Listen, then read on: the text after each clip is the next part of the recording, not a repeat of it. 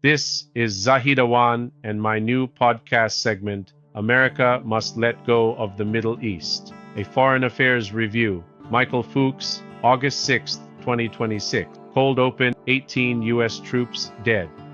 Over 1,700 Iranian civilians killed. The Strait of Hormuz shut down, oil prices spiking worldwide. And the U.S. military, with its Fifth Fleet sitting right there in Bahrain, couldn't force it back open. That's the backdrop for a piece that came out this week in Foreign Affairs, and it's making a pretty bold case. It's time for the United States to pull every single soldier out of the Middle East.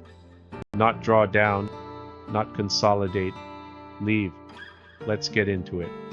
The setup. The author is Michael Fuchs, director at the Open Society Foundations, former Deputy Chief of Staff to Vice President Harris, former State Department official under Hillary Clinton.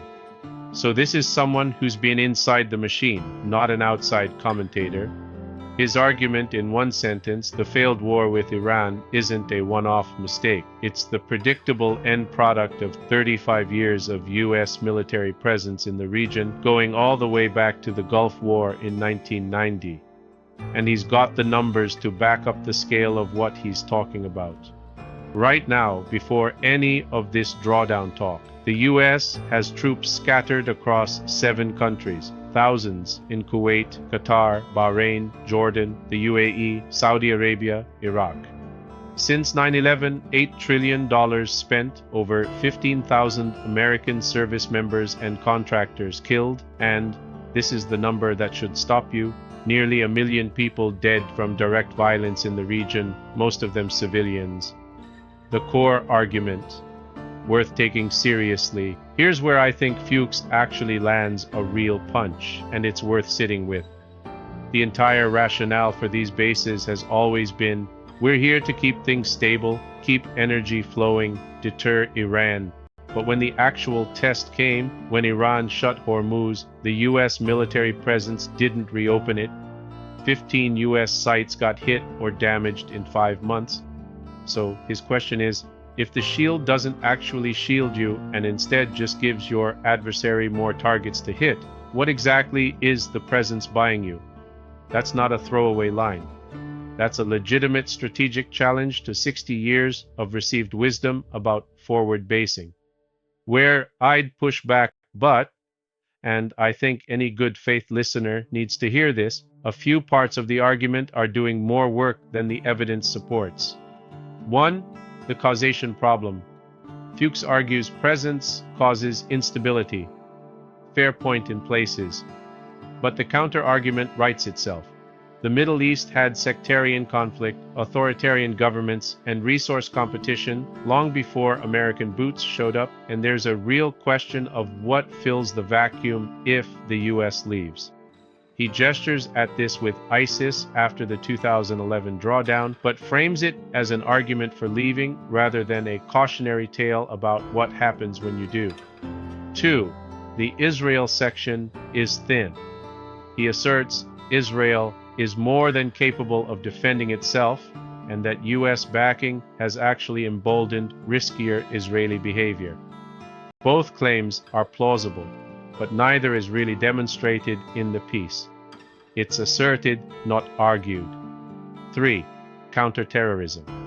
He waves at remote surveillance and allied intelligence sharing as substitutes for a forward presence, without really grappling with how much operational capability that trades away.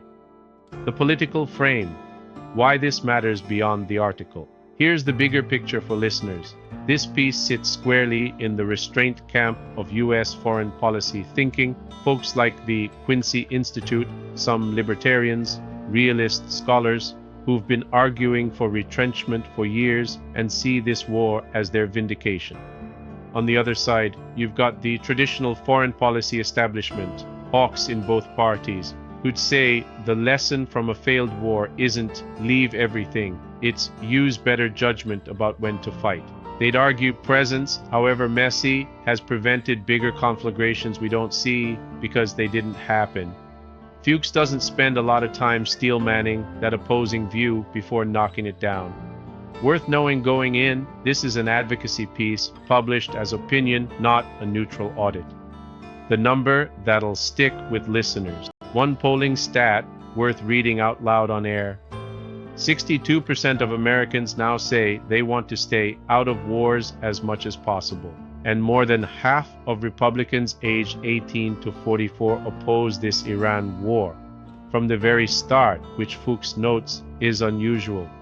Usually public support for a war peaks early and erodes. This one never had it. That's a gap between elite policy and public sentiment that's worth its own episode. Discussion questions.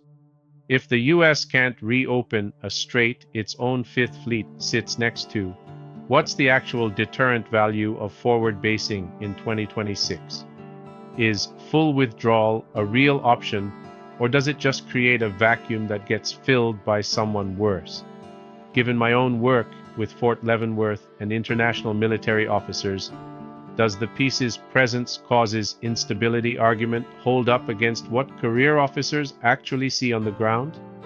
What does a Gulf security architecture without the US as guarantor actually look like? And who's willing to build it? Whether I buy the full withdrawal argument or not, Fuchs is asking the right question. After 35 years and $8 trillion, what has this presence actually bought us? That's a conversation worth having on this show and well beyond it.